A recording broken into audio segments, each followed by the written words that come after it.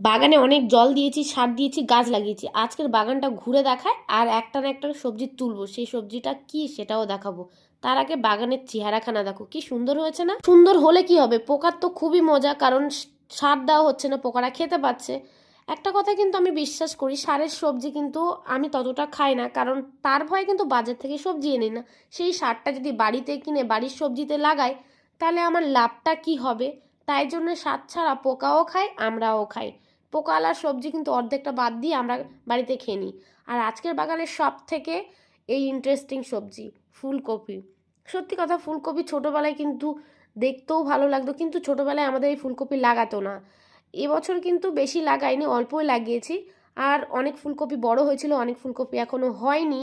আর কিছু ফুলকপি কিন্তু পোকা লেগে গেছিলো, সেগুলো কিন্তু একেবারে বাদ চলে যাবে।